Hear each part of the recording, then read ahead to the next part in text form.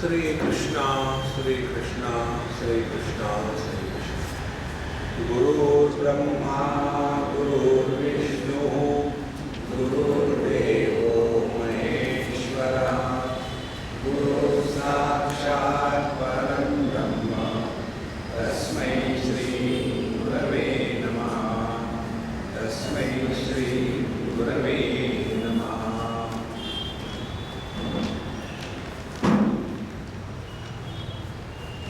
इस दुनिया में कोई भी प्रश्न नया नहीं है और इसका कोई उत्तर भी नया नहीं, हमेशा से होता है। एक बार हमको किसी ने प्रश्न पूछा तो हमने कहा इस प्रश्न का ये 2930 करोड़ बारवा उत्तर है।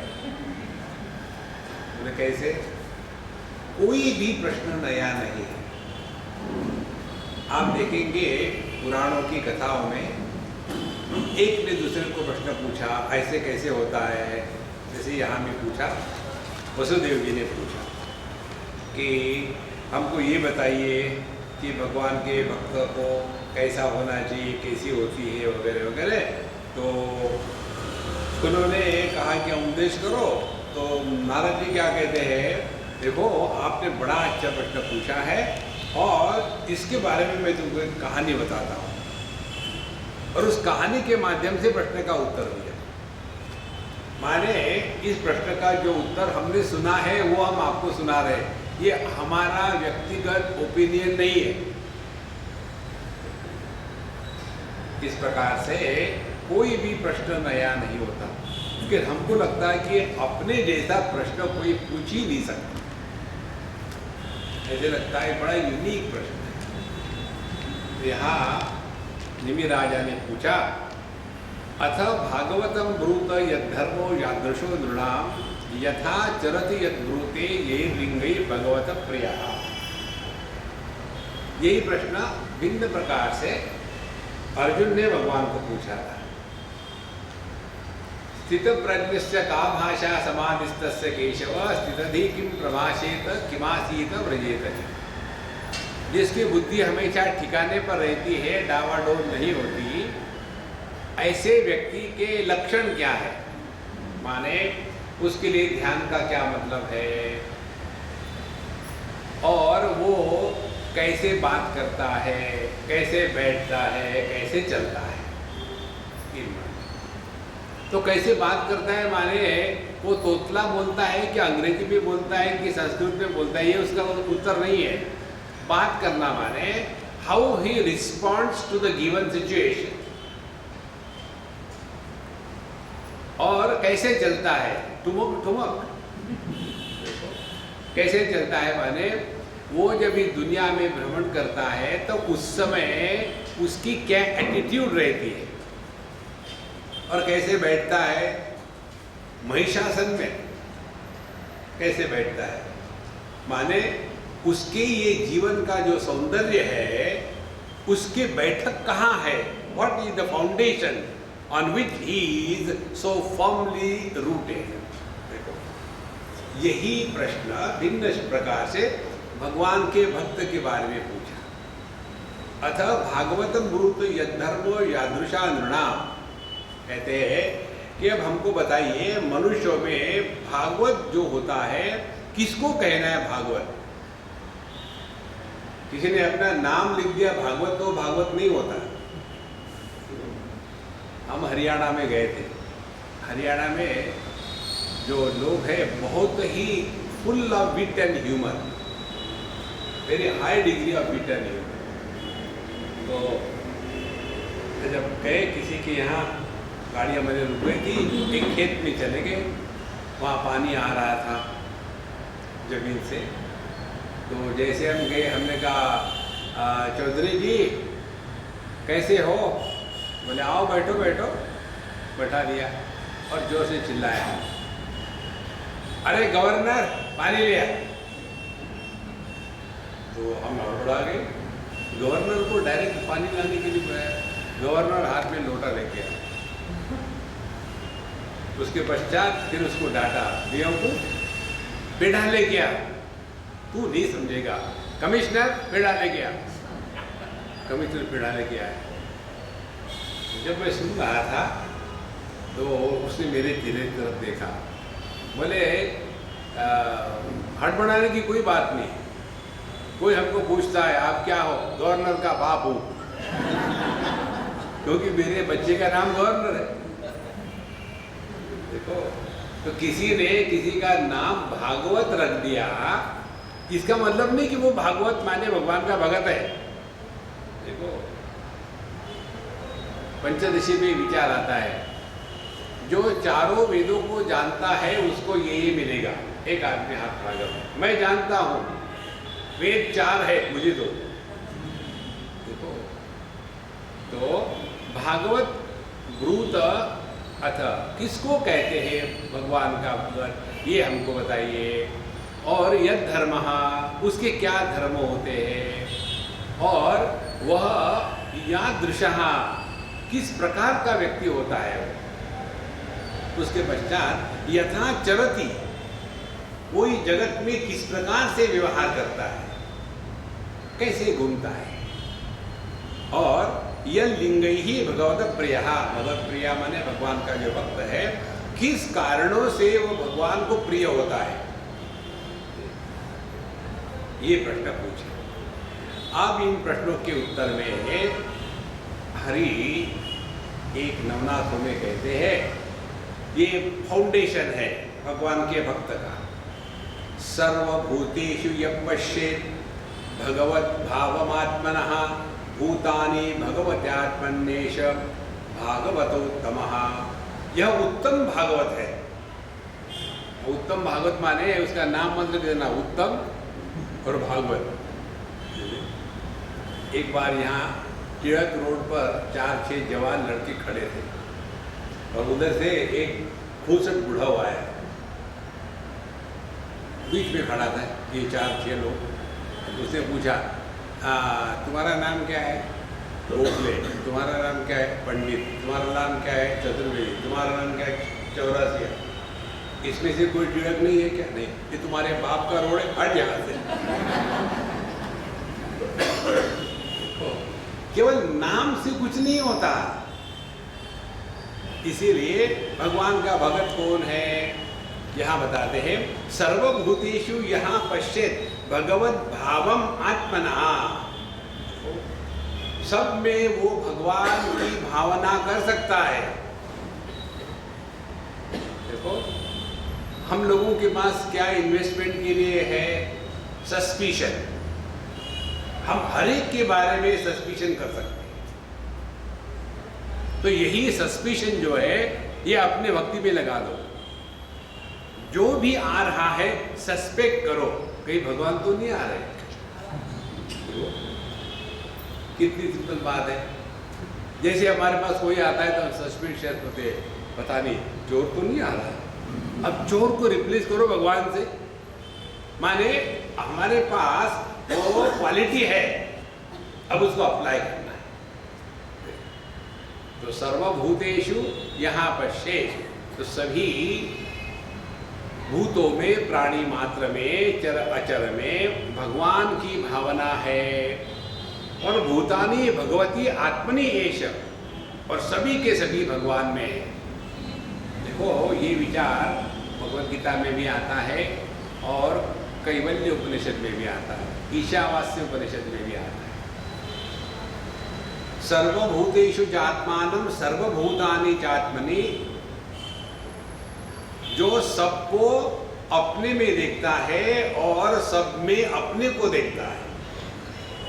गीता कहती है, सर्वभूतेषु आत्मानं सर्वभूतानि चात्मनि ईक्षते योगयुक्त आत्मा सर्वत्र समदर्शनः।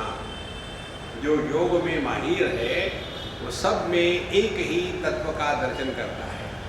तो भूतानि भगवती आत्मनि एष भागवतोत्तमः, ये सर्वश्रेष्ठ भागवत है। इसका मतलब ये है, सर्वश्रेष्ठ भागवत है तो बाकी भी कोई कैटेगरीज है क्या? हाँ जी, जरूर है। इसको कहते हैं तारतम्य।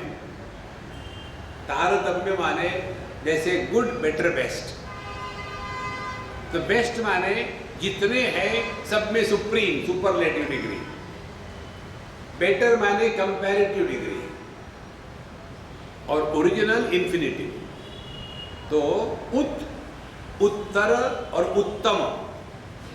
उत माने अच्छा, उत्तर माने इन दोनों में ये बढ़िया है, उत्तम माने सब में बढ़िया है।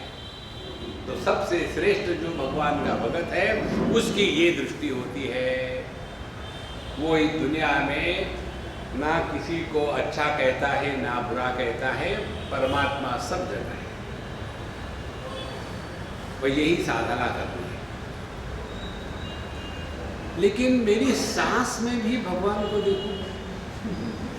हाँ जी, वो सांस जो है तुम्हारी, वो भगवान ही रूप लेकर के आया है।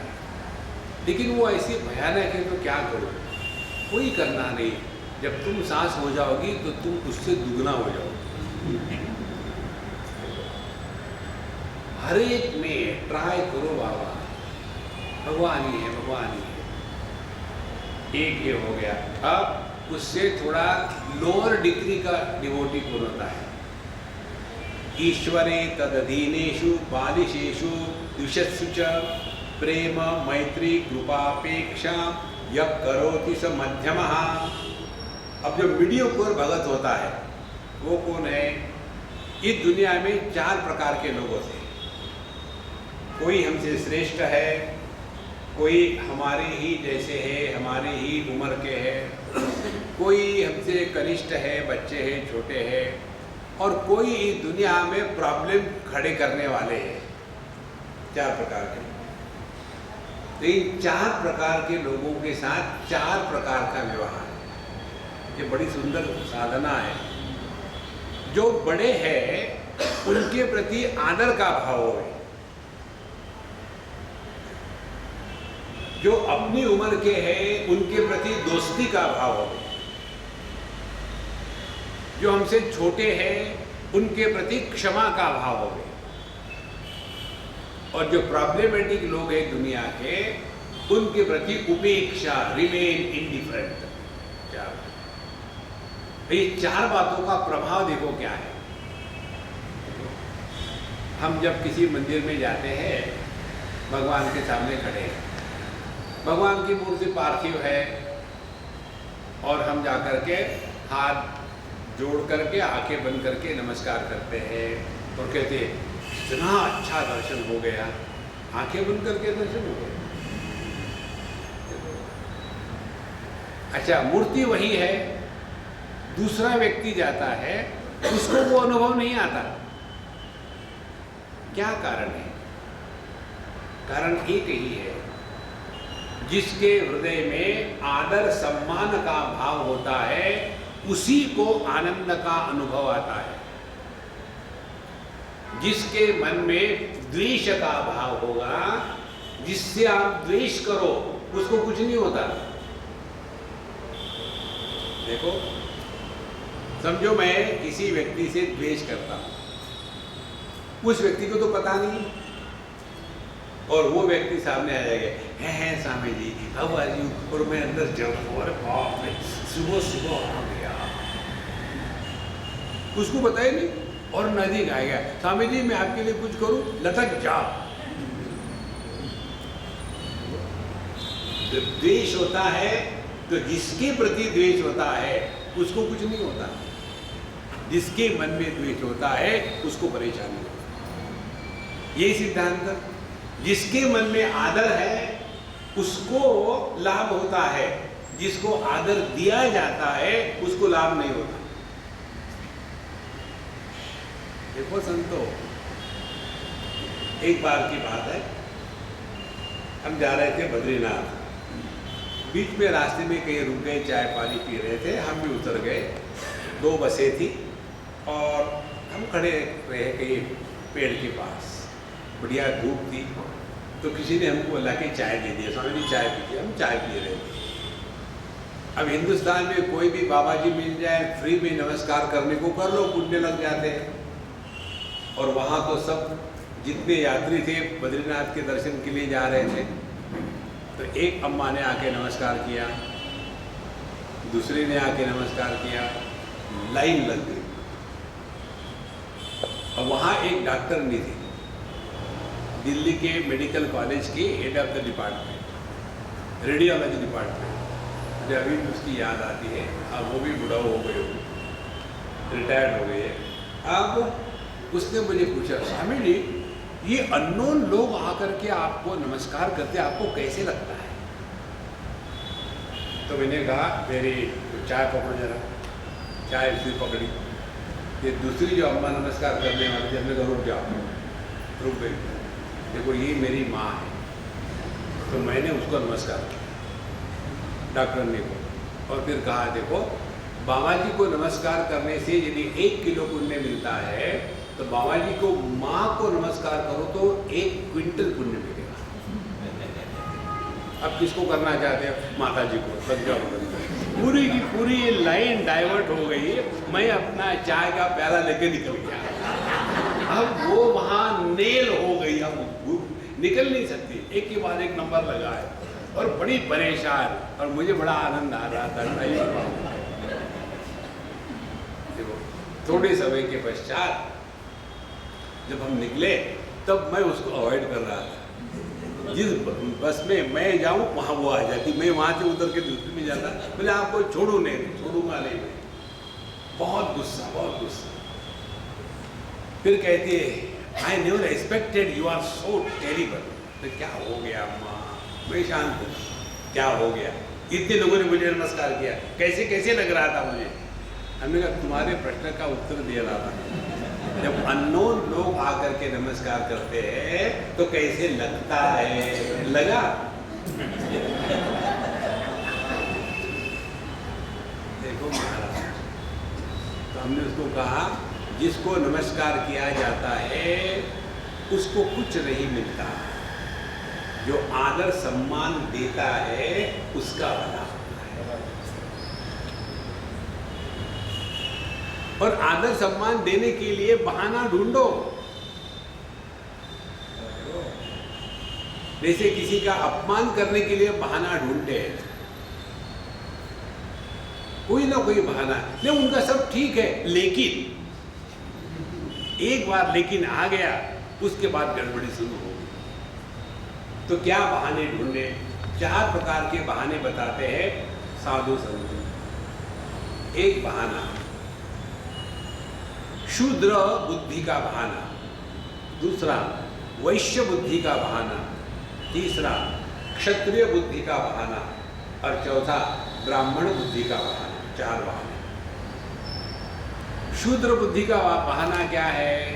कोई हमसे उम्र में बड़ा है तो वो आदरणीय है। कोई भी हो, नौकर हो, मेहतर हो, ड्राइवर हो, कोई भी हो, अपने से उम्र में बड़ा है ना, ही डिजर्व्स रिस्पेक्ट। कितनी सिंपल बात है, बहुत फर्क पड़ता है इससे। इसके द्वारा जब किसी को आदर दो, अपना मन प्रसन्न रहता है। एक तो ये हो गया। अब दूसरा बहाना वैश्य बुद्धि का। किसी के पास हमसे ज्यादा पैसे है तो उसका आदर करो, काम आ जाएगा। देखो वैश्य बुद्धि, कोई उम्र से श्रेष्ठ है, कोई पैसे से श्रेष्ठ है। तीसरा क्षत्रिय बुद्धि का, कोई हजारों लोगों को मोटिवेट करके बेवकूफ बना सकता है। मालूम है ना आपको आईपीएल का अर्थ क्या है? इंडियन पागल लोग। तो जो इतने लोगों को पागल बना सकता है, तो वो सभी के सभी हमारे राजनीतिज्ञ आदरणीय है। और ब्राह्मण बुद्धि क्या हो गई? ब्राह्मण बुद्धि, कोई हमसे ज्ञान श्रेष्ठ है, उम्र का चक्कर नहीं, ज्ञान श्रेष्ठ है। माने 4 में से एक ना एक बहाना कहीं फिट हो ही जाएगा। सिद्धांत यही है, जो आदर देता है उसका भला होता है। जिसको आदर दिया जाता है उसको कुछ नहीं होता। देखो महाराज, जैसे हम लोगों ने यहाँ भगवान कृष्ण की तस्वीर रख दी, ये तस्वीर यहाँ से निकल करके जहाँ से भी आई होगी चली जाएगी, कहीं दीवार में ठोक के रख देंगे। और यहाँ जब तक है तो उस तस्वीर को कुछ फायदा हो रहा है क्या?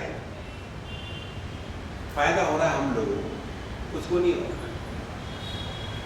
इसीलिए कोई ना कोई बहाना निकाल करके आदर करो, आदर करो, आदर करो। तो जो बड़े हैं हमसे उनके प्रति आदर भाव। उसके बाद जो अपने उम्र के हैं उनके प्रति दोस्ती। दोस्ती क्या है? दोस्त वो होता है कि हम उसको जैसा है वैसा स्वीकार करते हैं। We don't want to improve upon the friend. We accept him as he or she is. जो अपने से छोटे हैं उनके प्रति क्षमा की भावना। इन तीनों का प्रभाव क्या होगा? अपना अंतःकरण कलुषित नहीं होगा। क्षमा करने से अपने हृदय में जो कांटा है वो निकल जाता है। फॉरगिव करने से भी ज्यादा बढ़िया है फॉरगेट।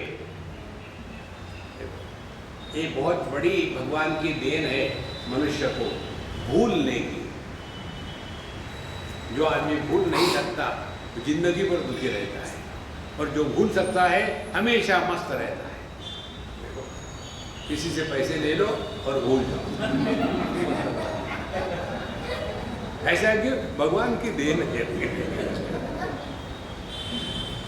देखो महाराज, इस प्रकार से जो जगत में रहता है उसके हृदय में कोई भी कालुष्य नहीं आता। ये जो भगत है ये भगवान का मध्यम दर्जे का भगत है। करोति स मध्यम, मध्यम दर्जे का। श्रेष्ठ नहीं, श्रेष्ठ तो वो है जो सब में प्रभु का दर्शन करता है, वो श्रेष्ठ। अब आगे कहते हैं, अर्चयामेव हरये पूजाम्य श्रद्धये हते न तद्भक्तेषु चान्येषु स भक्त प्राकृत स्मृतः। प्राकृत माने गवार, कनिष्ठ। जो भगवान की मूर्ति की पूजा बड़ा श्रद्धा से करता है, खूब भजन गाता है, तबला बजाता है, सब कुछ करता है, लेकिन तद्भक्तेषु अन्येषु न। लेकिन भगवान के जो भक्त है और जो भगवान के भगत नहीं है उनके प्रति यदि इसके मन में आदर की भावना नहीं हो, माने मूर्ति की तो पूजा बहुत हो रही है।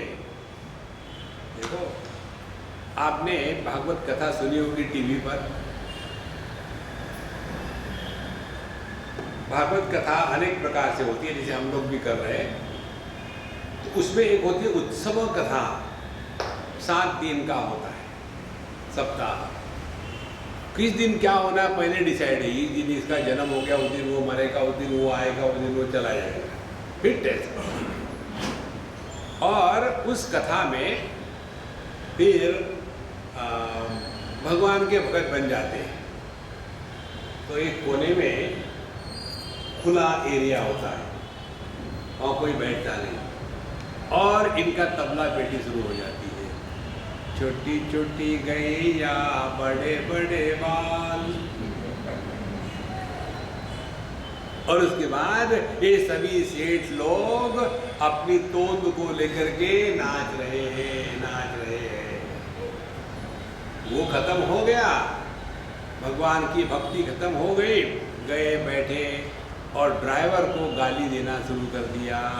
बेवकूफ कहाँ गया था?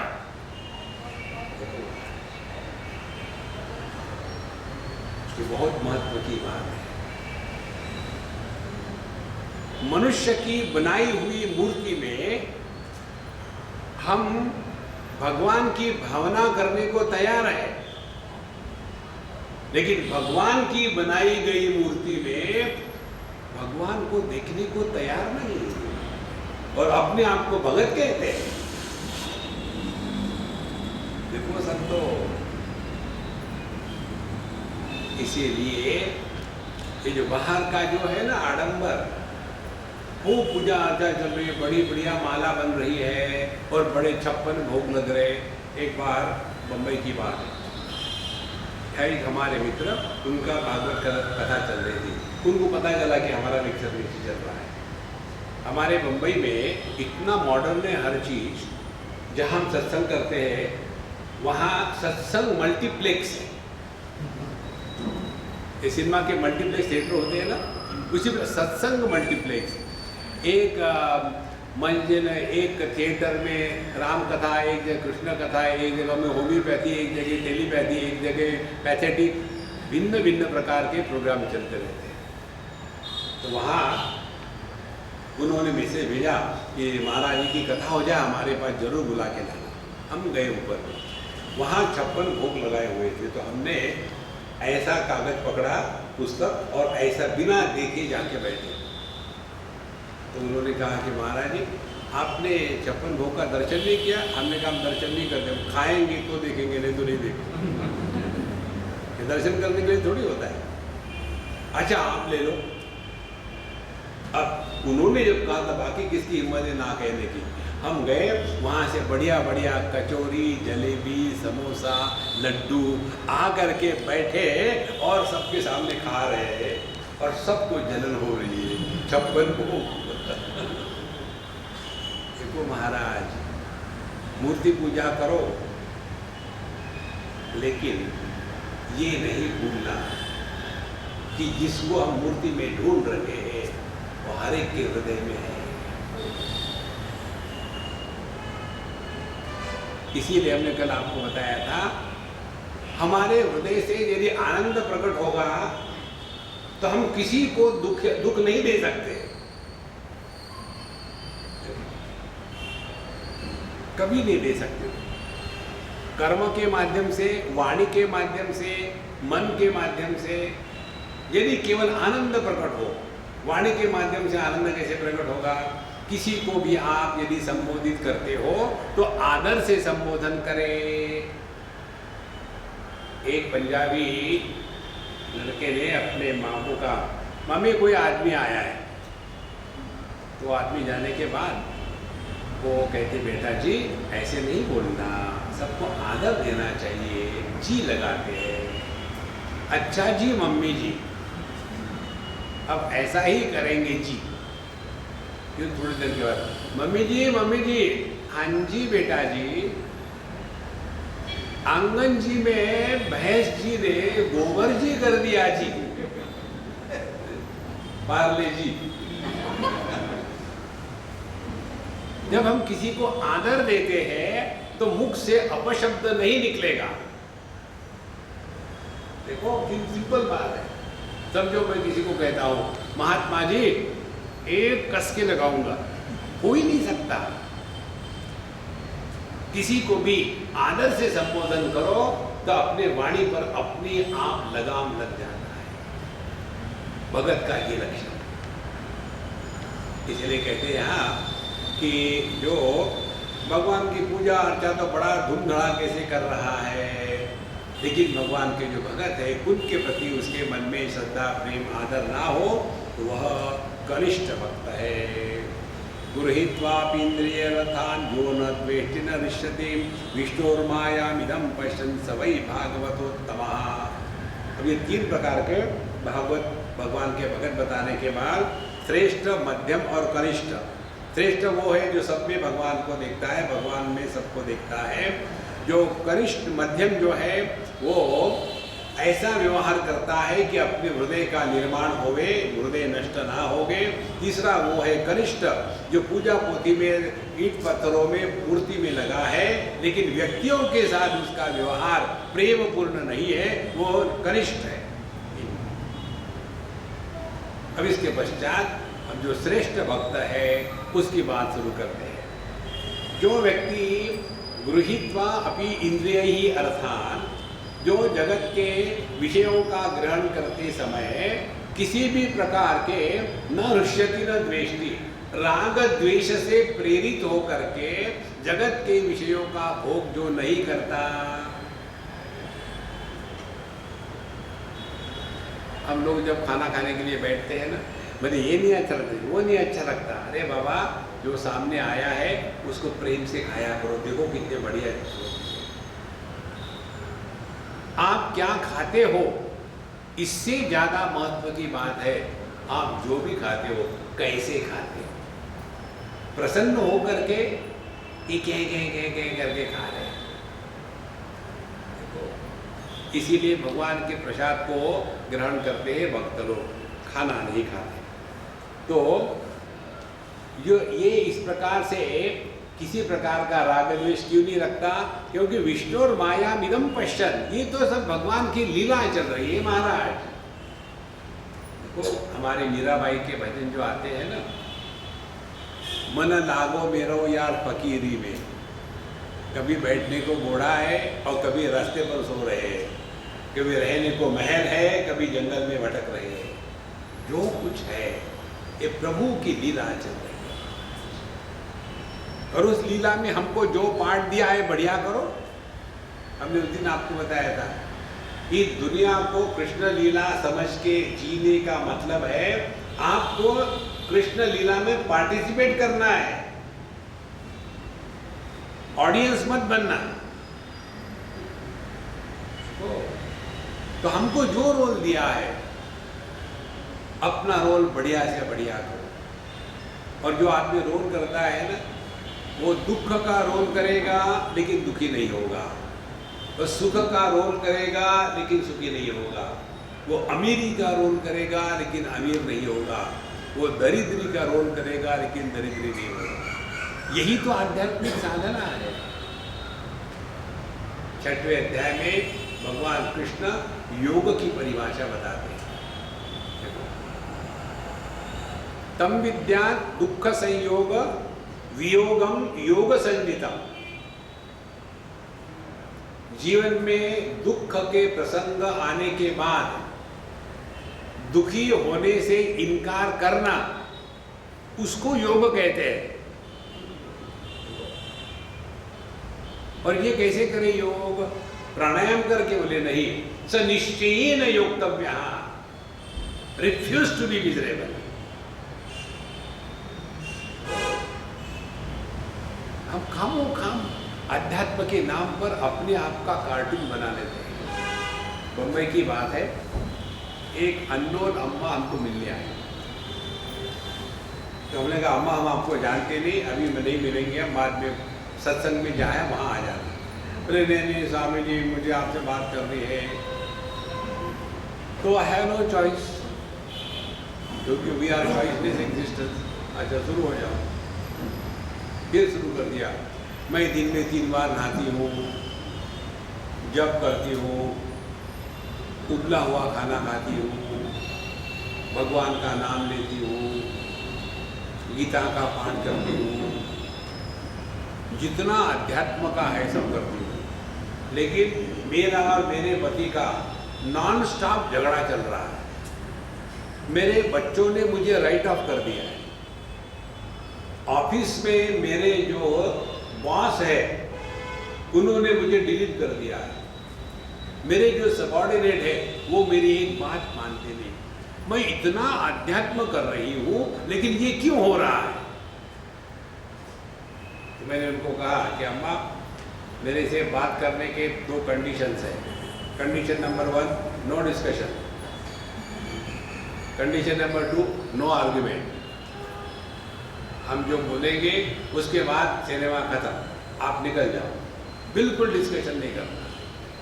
बोले ठीक है। हमने कहा डायग्नोसिस स्पिरिचुअल पॉइजनिंग। अब इसके लिए उपाय, बढ़िया खाना खाओ, कचौरी, लड्डू, जलेबी और आइसक्रीम, खूब बढ़िया खाना खाओ। उसके बाद पिक्चर देखो, टीवी देखो, घूमने जाओ, और घर पहुंचने के पहले गो भाया ब्यूटी पार्लर। तुम चुड़ैल के जैसी दिख रही हो। देखो महाराज, इस दुनिया में ऐसे रहो कि कोई भी व्यक्ति हमको देखे तो उसको प्रसन्नता होनी चाहिए। ऐसे नहीं अरे बाप रे आ गई। देखो संतो, how you dress and how you address tells the quality of your life. हम कैसे कपड़े पहनते हैं, कैसे बोलते हैं, इसीलिए कम से कम बोलो तो लोग ज्यादा से ज्यादा क्या समझेंगे, बेवकूफ है, यही समझेंगे ना, वो अच्छा है। बोलने के बाद उनको कंफर्मेशन मिलेगा। इसलिए भगवान का जो भगत है वो इस प्रकार से भगवान की माया चल रही है, इसमें ना लेना ना देना, सीरियस होकर के मत रहे। जीवन में जितनी सहजता होती है ना, उतने हम अपने स्वरूप के पास होते हैं। ये सिद्धांत है। जैसे जिसकी आंखें नॉर्मल है उसको चश्मा नहीं लगेगा, उसको ऐसे नहीं करना पड़ेगा क्योंकि आंखें नॉर्मल है, और जिसको चश्मा लगता है आंखें नॉर्मल नहीं है, ऐसा करना पड़ता है, आंखें नॉर्मल नहीं है। तो प्रयत्न है, जहां जहां प्रयत्न है वहां वहां एबनॉर्मलिटी है। Be yourself. हमको किसी से कुछ प्रूव नहीं करना है। अच्छा, आगे चलते हैं। देहेन्द्रिय प्राण मनो धियान्यो जन्मापयक्षुत भय कर्षकृच्छैः संसार धर्मैः अविमुह्यमानः स्मृत्या हरेर्भागवत प्रधानः। ये सबसे श्रेष्ठ भगवान का भक्त है जो व्यक्ति हमारे जो जो इंद्रिय इत्यादि है ना, कहते हैं कि शरीर प्राण मन इंद्रिय और बुद्धि, इनके पांचों के पांच विकार है। शरीर के लिए जन्म मृत्यु है, प्राणों के लिए प्यास और भूख है, और इंद्रियों के लिए श्रम है, मन के लिए भय है, और बुद्धि में लोभ है। जो व्यक्ति भगवान के प्रति समर्पित हो गया है उनको इन पांचों का प्रभाव नहीं पड़ता। वैसे जो भगवान के भगत है एकादशी करेंगे, आजकल अंगारकी है ना, अंगारकी, हमको कुछ समझ में नहीं आता ये कब अंगार के है कब अंगरखा है, कब नहीं करना। तो जो ये उपवास करने वाले होते हैं उनको भूख परेशान नहीं करती, और उसी स्थान पर हमारे जैसा कोई हो। एक बार हमने सोचा कि सभी लोग एकादशी करते, हम भी करेंगे, डिक्लेयर करते एकादशी करेंगे, और जिनके यहाँ थे उसी दिन इतना बढ़िया खाना बना था वहाँ। ठीक है स्वामी जी, आपकी तो एकादशी है, आपके लिए उबले हुए आलू। हमने कहा देखो 2 एकादशी होती है, मैं कल की करूँगा, आज तो डट के खा लो।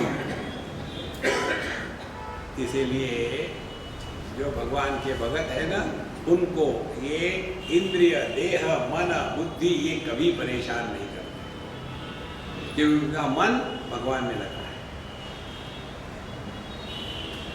देखो ना आप अपने घरों में बच्चे जब बाहर खेलने जाते हैं धूप में, तो उनको भूख नहीं, प्यास नहीं, कुछ नहीं।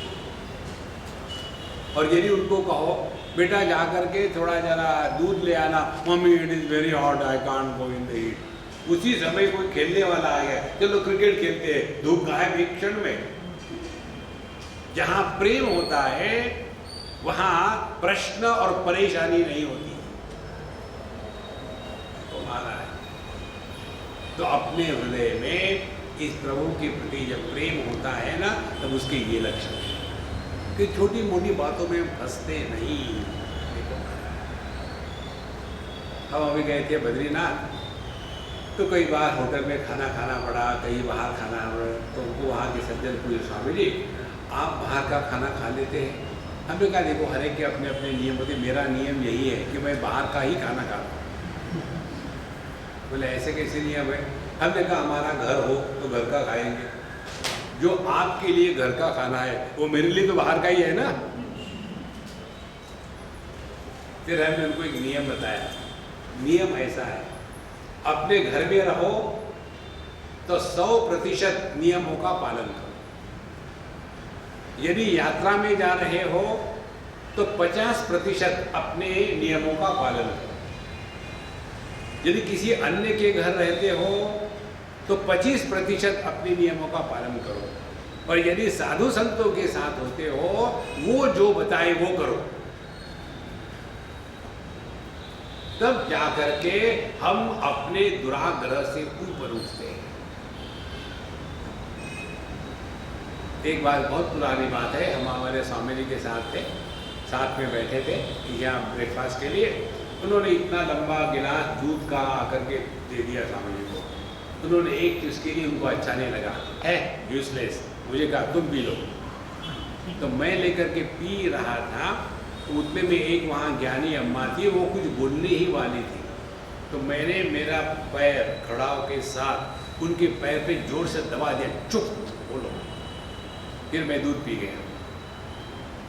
बाद में मुझे कहती है, हम जब आपको दूध देते तो आप ना कहते हो, स्वामी जी ने दिया तो पी लिया।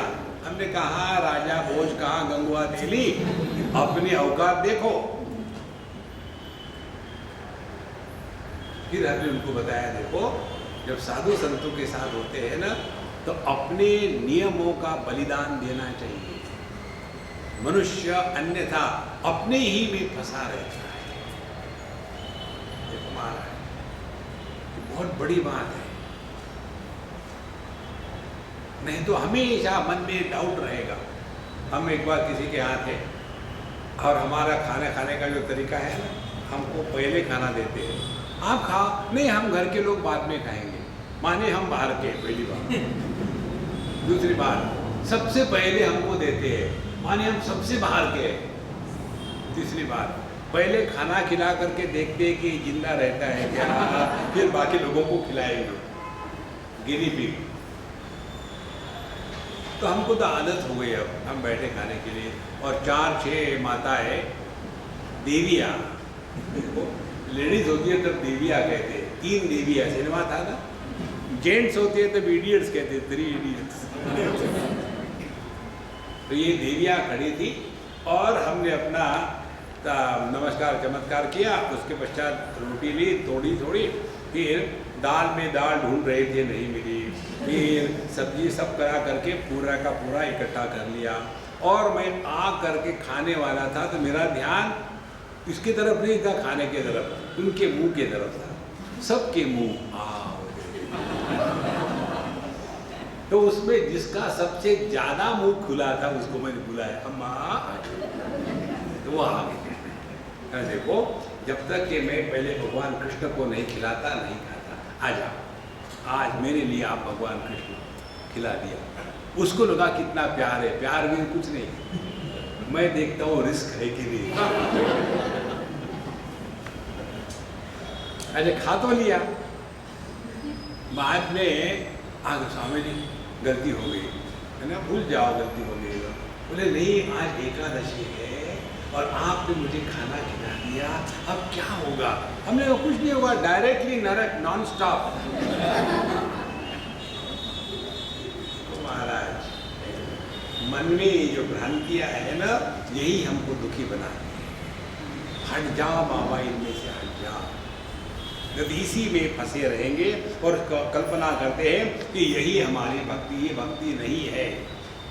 अच्छा, न काम कर्म बीजानाम यस्य चेतसि संभवः वासुदेवैक निलयः स वै भागवतमः।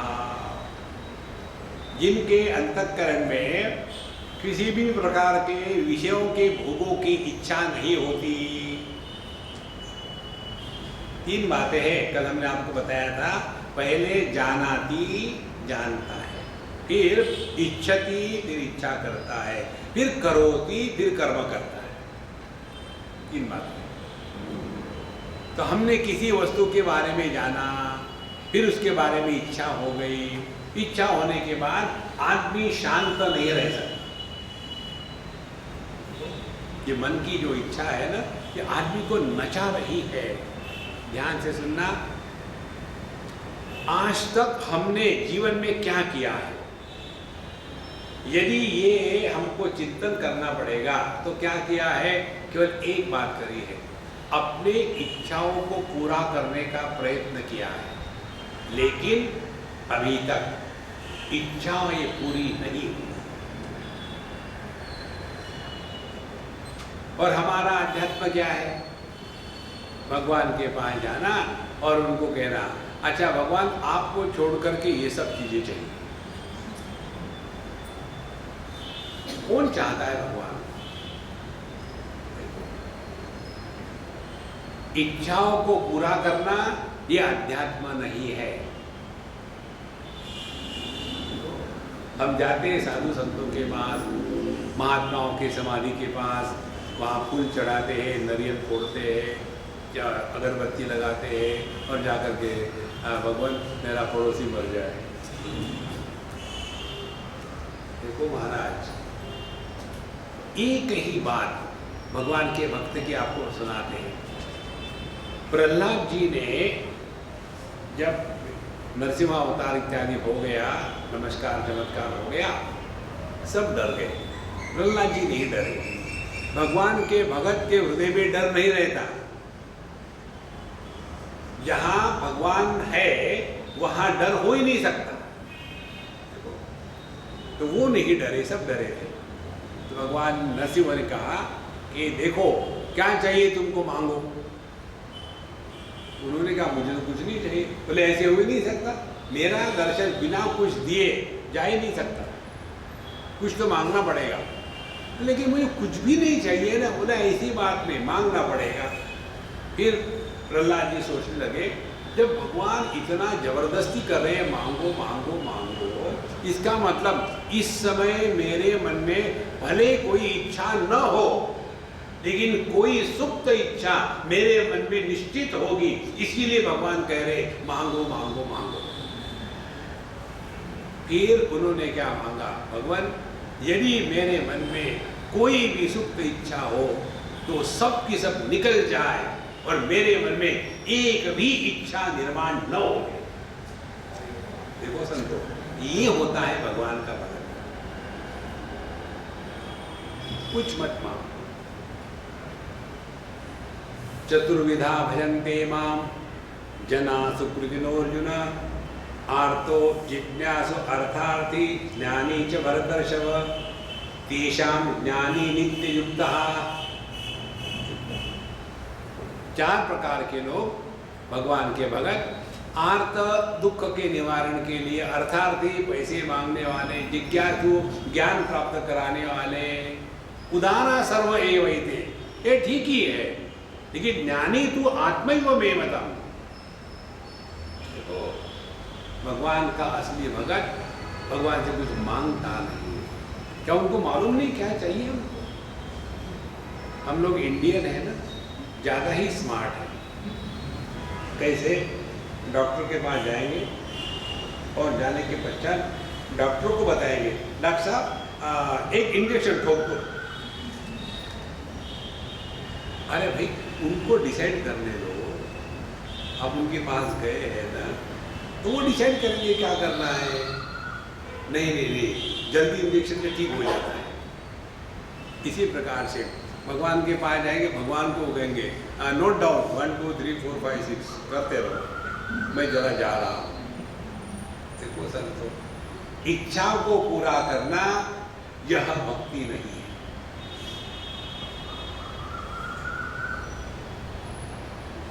सबसे भयानक इच्छा होती है दूसरे का भला करने की। इससे बढ़कर के बुरी इच्छा और कोई नहीं।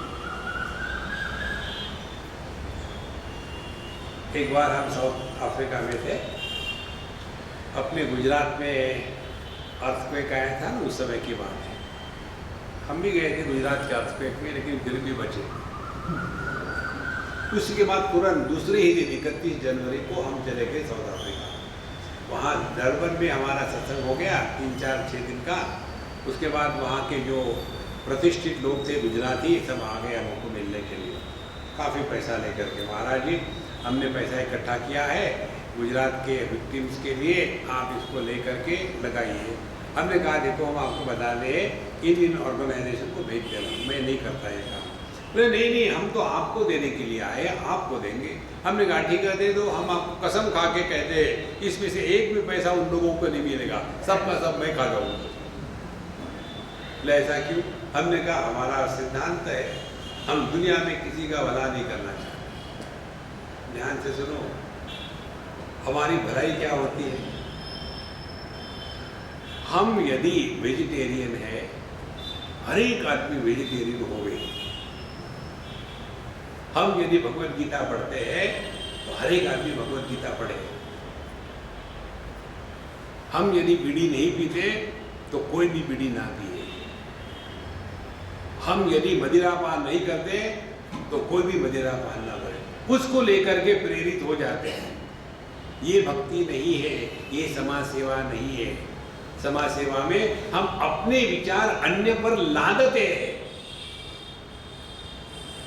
देखो संतो, सेवा करते समय जिसकी सेवा हो रही है उसमें हम यदि प्रभु का दर्शन करेंगे तो उसको इम्प्रूव करने का ट्राई नहीं करेंगे।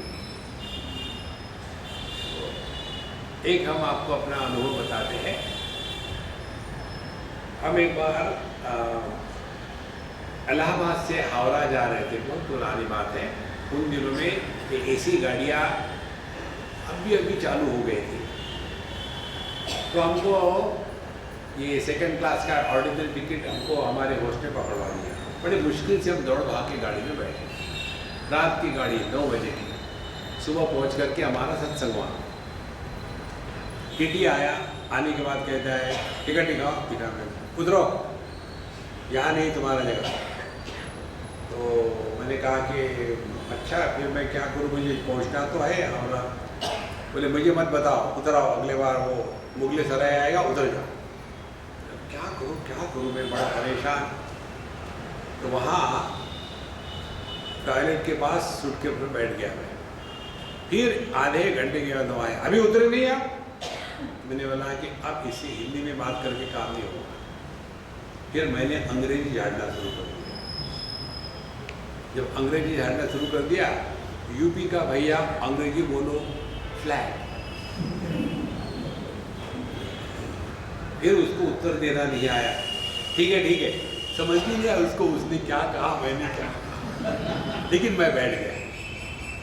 अब वहाँ एक सज्जन बैठे थे 3 टायर का कंपार्टमेंट। इधर के 3 सो रहे, उधर का ऊपर वाला सो रहा, ये बीच में वाला और ये नीचे वाला जो था वो एकदम लिक्विड स्पिरिचुअलिस्ट था। बाकायदा उसने बोतल खोली, पानी भी नहीं रखा, पीना शुरू कर दिया। किसकी हिम्मत में उससे बात करने की, बड़ा थका हुआ। तो थोड़ी देर के बाद जब उस पर चढ़ गई बढ़िया, तो उसने कहा कि बाबा जी कब तक खड़े रहोगे? हमने कहा हावड़ा तक। बोले नहीं थक जाओगे, बैठो यहाँ आके। ठीक है, मैं बैठ गया उनके बगल में। अब जब वो गाड़ी भी हिल रही है, वो भी हिल रहे हैं, अंदर भी हिल रहा, सब हिल ही रहा है। हिलेरी था, लिंटन नहीं। तो जब उसका बेचारे का हाथ इधर जा रहा उधर जा रहा था, तो मैंने लगा कि महात्मा जी आप बैठो, मैं आपको देता हूँ। तो मैंने उनकी बोतल उठाई, उनके ग्लास में डाल करके दे दी। सभी देख रहे, बाबा जी को भी लगता ऐसा ही है। और फिर जैसे उनकी चढ़ गई पूरी, फिर वो अपने चरण कमल हमारे गोद कमल में रख के सो गए। और 8 घंटे 9 घंटे के बाद जब उठे, ये देखा हम बैठे हैं, फिर बाथरूम होके आए। पहले कब तक बैठे रहोगे? हमने कहा जब तक आप कहोगे। नहीं आप लेटो, अब मैं बैठूंगा। फिर मैं उनके गोद में लेट गया, बढ़िया सो गया। सुबह उठ करके जब मैं गया हावड़ा में, हमको रिसीव करने के लोग आए, माला फूल सब कुछ तमाशा। उसने देखा, अरे आप बड़े बाबा जी हो। नहीं, ये लोग बड़े हैं, जो सम्मान लेते हैं वो बड़े होते हैं, जो सम्मान लेते हैं वो बड़े नहीं होते। तो फिर उन्होंने कहा कि मुझे आपको कुछ देना है। हमने कहा मैं किसी से कुछ लेता नहीं। बोले लेकिन देना है ना। भले देना हो, लेकिन मैं नहीं लेता। तो फिर क्या करूं? तो हमने कहा देखो तुम क्यों देना चाहते हो?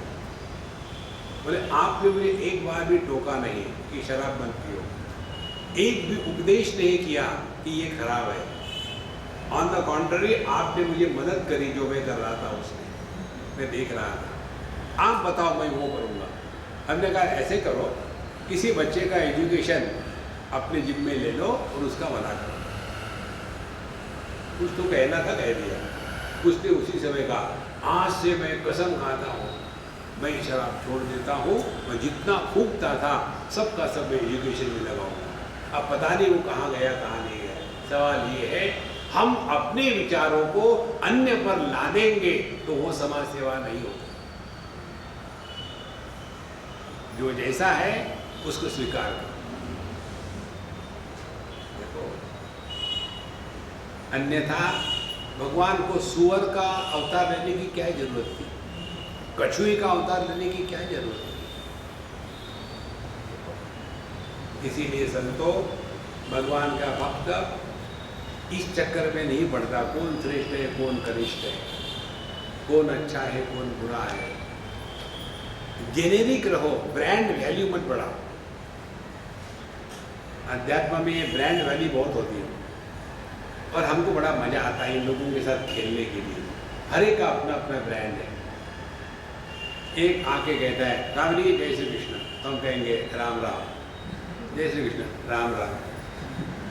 दूसरा कहेगा अगर स्वामी जी ओम नमः शिवाय हरि ओम, ओम नमः शिवाय हरि ओम।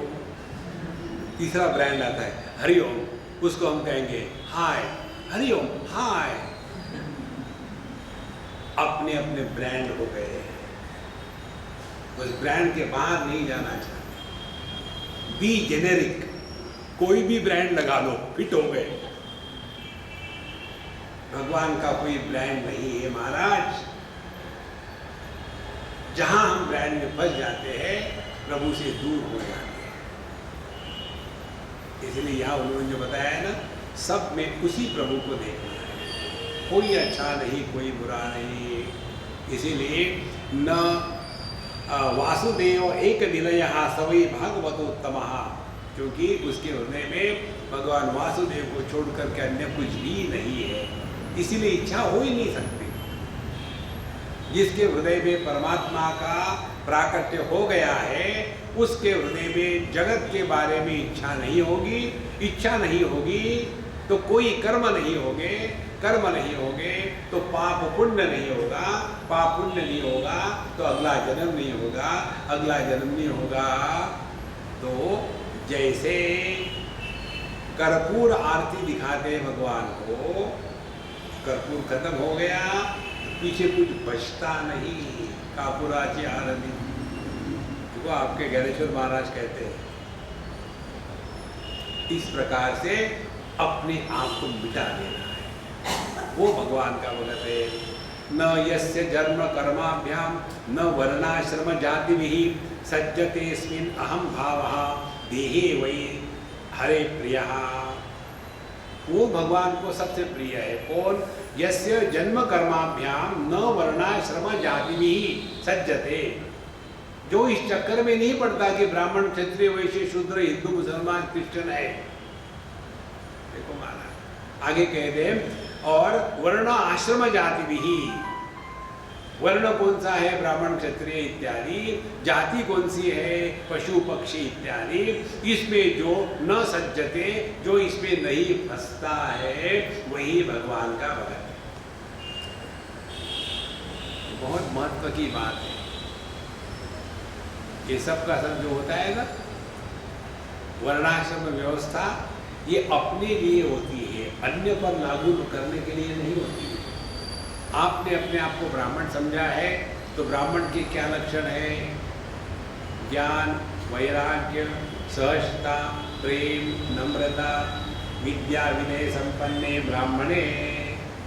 वो आ रहे हैं क्या? वो तो नहीं आ रहे और अपने को ब्राह्मण कह रहे। केवल एक क्रॉस बेल्ट लगा लिया। क्रॉस बेल्ट से कोई ब्राह्मण नहीं होता। भगवान कहते हैं भगवद गीता में चातुर्वर्ण्यम मया सृष्टम गुण कर्म विभागशः।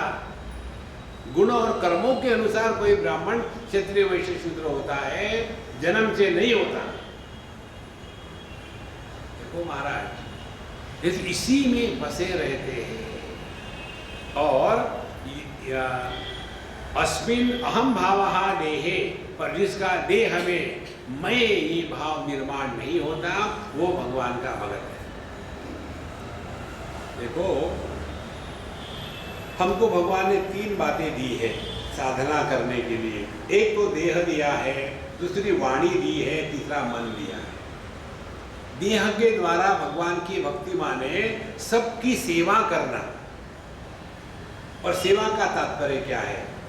सेवा का तात्पर्य यह है, सेवक का कभी अपमान नहीं होता। बहुत सिंपल बात है। समझो हम नौकर है और आप हमारे मालिक हो, तो मालिक क्या करता है? लोगों के सामने नौकरों को डांटता है, अरे बेवकूफ क्या करा, इधर आ।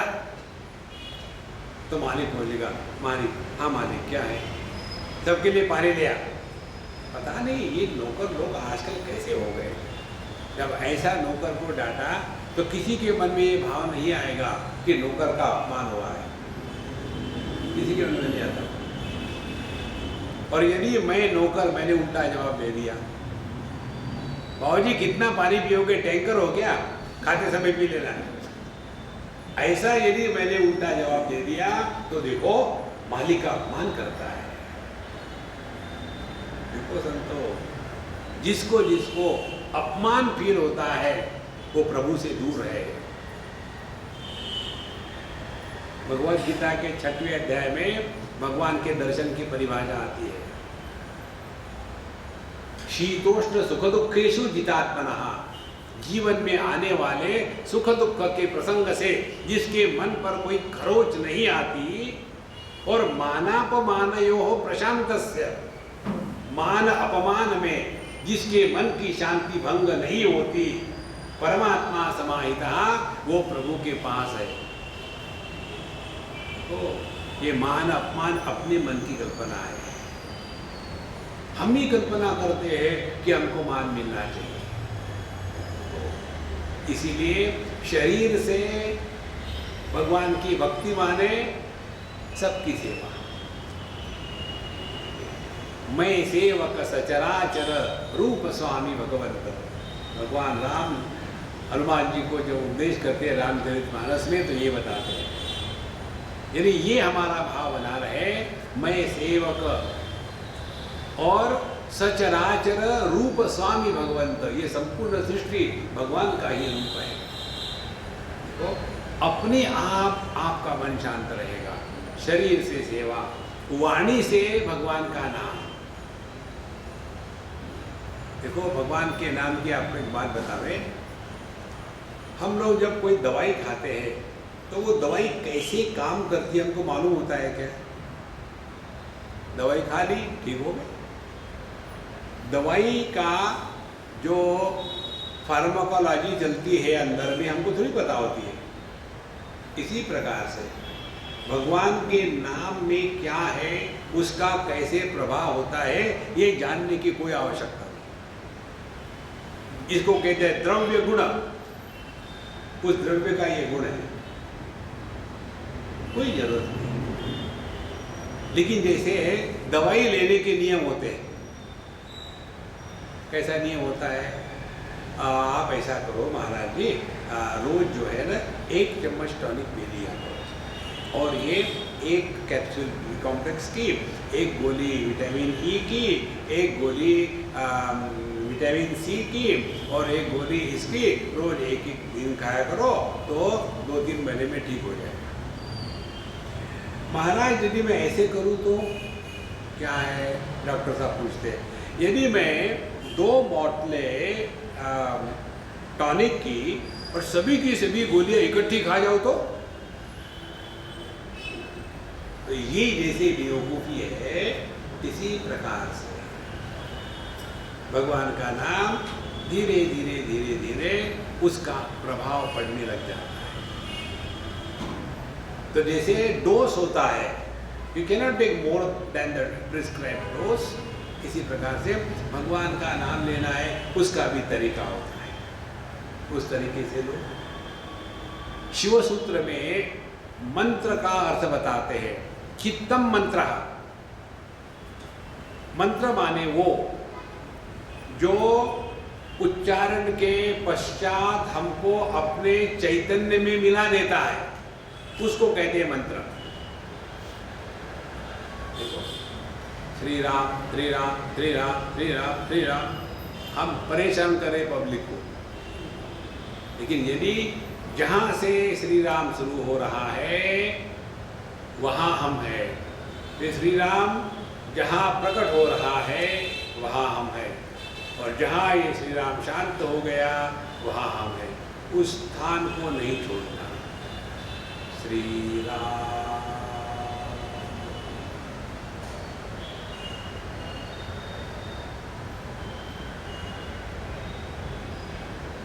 श्री राम।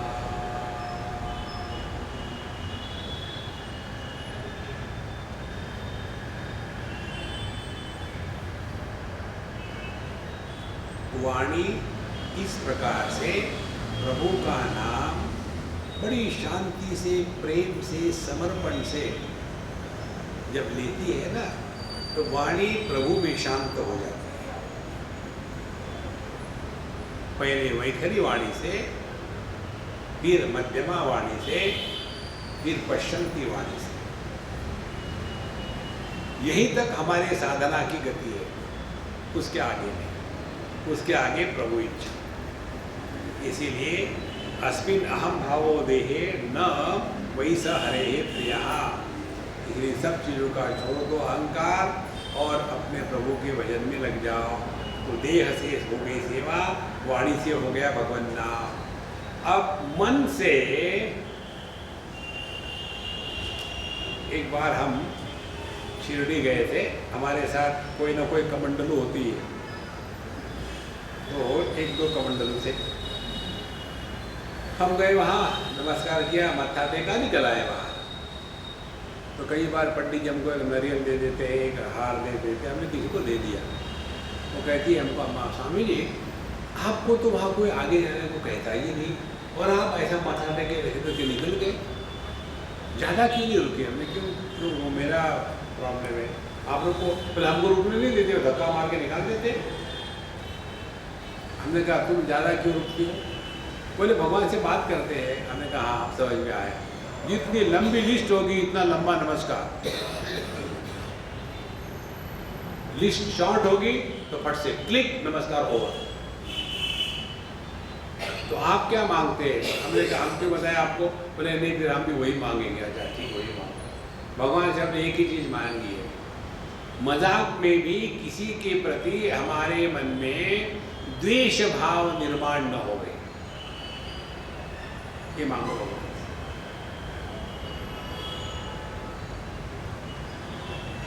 जिस अंतःकरण में द्वेष की अग्नि प्रज्वलित है, उस अंतःकरण में परमात्मा का प्राकट्य नहीं हो सकता। किसी से प्रेम नहीं कर सकते तो नेवर माइंड, ये द्वेष मत करना। चाहे कोई कुछ भी करे अपना, वो अपनी साधना है। अभी कल परसों मुझे एक व्हाट्सएप में आया था, स्वामी जी आपको तो पता है हमारे पिताजी बड़े सेल्फ मेड है, 80 नॉट आउट है, पूरी धन दौलत उनकी है, लेकिन इतने कड़वे हैं, गुस्सा करते हैं उनमें, और हमारा भाई उनमें हमेशा झगड़ा होते हैं, और हमारी माँ पिसी जा रही है। अब मैं माँ के दुख को नहीं देख सकती तो मैं क्या करूँ? मैंने उसको कहा पहली बात समझ लो, बुढ़ाऊ लोगों को सुधारने का प्रयत्न मत कर। It is too early for the next life. तो बुढ़ा लोगों के लिए क्या प्रार्थना करें? भगवान हाँ उठाओ इनको, बहुत हो गया, आप उनको ठीक नहीं कर सकते। दूसरी बात, तुमको साधना यदि करनी है तो आध्यात्मिक साधना का अर्थ समय लेना। अपने जीवन की हर एक घटना आध्यात्मिक परीक्षा होती है, हर एक घटना। और जब हम परीक्षा में जाते हैं तो कंप्लेन करेंगे क्या ये कठिन है? परीक्षा तो ऐसी होती है ना, Take every interaction in life as a spiritual examination. Don't complain. Be prepared. देखो, तब जाकर के हमारा मन प्रभु में लगेगा। तो वाणी हो गई, देह हो गया, मन हो गया। मन को भगवान में लगाने का तात्पर्य किसी के भी प्रति द्वेष इत्यादि ना होवे, और यदि हो रहा है तो समझ लेना अब ये अपनी असाइनमेंट दिए घर में, इसके प्रति द्वेष ना हो। डोंगरे महाराज कहते थे, जिसके प्रति आपके मन में द्वेष इत्यादि है तो भगवान के सामने जाकर के बैठो और भगवान से बात करो, भगवान वो मेरी जो सास है ना वो इतनी खराब है, ऐसे लगता है कि मैं उसको काट के चटनी बनाऊं, लेकिन आपको तो पता है मैं वेजिटेरियन हूँ, तो किसको खिलाऊंगी?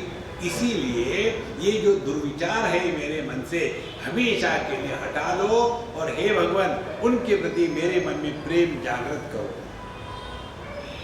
मांगो भगवान से, गारंटी देते आपको आपके मन से द्वेष निकल जाएगा। करके देखो, जिस अंतःकरण में द्वेष की अग्नि प्रज्वलित है वहाँ प्रभु अवतरण नहीं लेते। नारायण भगवान बद्रीनाथ में ठंडक है, केदारनाथ भगवान बद्रीनाथ में ठंडक है, इसीलिए अपने दिल को शांत रखो। न यस्य स्वपरेति वित्तेषु आत्मनेवाभिधा सर्वभूत समशांत सभी भागवतो तमः। जिसके जीवन में पैसा, धन और शरीर इत्यादि को लेकर के ये मेरा, ये उसका है, इस प्रकार से वह विदा भेद रही है, और सब में वो समत्व के रूप से परमात्मा को देखता है, और इसीलिए वो शांत रहता है। साधु संतों के शांति का कारण उन्होंने प्रभु का दर्शन कर लिया है। उनको शांत रहने के लिए प्रयत्न नहीं करना पड़ता। शांति के प्रयत्न तब करना पड़ेगा जब हमारी शांति मानसिक स्तर पर होगी। देखो, जैसे आप नाव में बैठे हो और समुद्र पर लहरें हैं, उसमें आपको यदि गिलास में पानी शांत करना होगा तो बड़ा मेहनत से पकड़ना पड़ेगा, हिले ना। लेकिन यदि आप समुद्र के नीचे चले जाओ, 10-20 फुट के अंदर में पानी के डीप चले जाओ, तो वहां लहरें है ही नहीं, तो वहां शांति स्वाभाविक है। इसी प्रकार से ज्ञान के स्तर पर रहो, कुछ जिसको मन कहते हैं, मन में रह करके आपको कभी शांति नहीं मिलेगी। इस मन में एक डाइव डीप करो, go deep with in the mind, तो आपको ये अनुभव होगा वहां एक भी वृत्ति नहीं है। वृत्ति रहित ज्ञान को चैतन्य कहते हैं, और इस चैतन्य में एक भी समस्या नहीं है। ऐसे जिसने पहचान लिया है वो भगवान का बड़ा श्रेष्ठ भक्त है, और इसीलिए यह भगवान का भक्त एक क्षण भी परमात्मा से दूर नहीं रहता, और फिर इसीलिए जगत की कोई भी वस्तु उसको आकर्षित नहीं कर सकती। ये कभी हो ही नहीं सकता कोई कहे कि मैं सिद्धि विनायक का भगत हूँ लेकिन पैसे लिए बगैर काम नहीं करता हूँ। लेकिन तुम तो भगत हो ना, तुम क्या करते हो? भगवान के पास जा कर के घूस तो देते हो ना, एक नरियल फोड़ेंगे पास करा देना।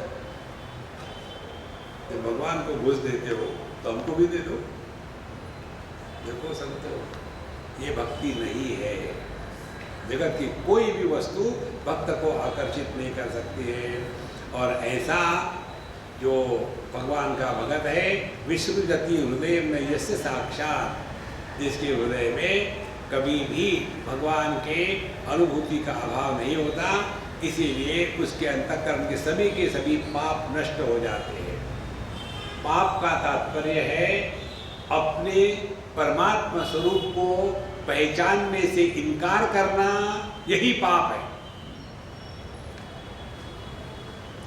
एक महाभारत में ग्रंथ आता है सनद सुजातीय, उसमें एक श्लोक आता है, अन्यथा सत्यमात्मानम अन्यथा प्रतिपद्यते किम तेन न कृतं पापम चोरेण आत्म अपहारेण।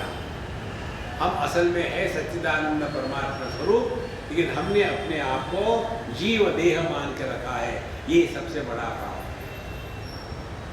तो अपने स्वरूप को नहीं पहचाना, इस पाप राशि को परमात्मा स्वयं ही जला देते हैं। इस प्रकार से भगवान का जो श्रेष्ठ भक्त है उसके जीवन में परमात्मा को छोड़ करके अन्य कुछ भी नहीं। बाकी का प्रसंग हमारी इच्छा से कर लेगा। ओम पूर्णमदः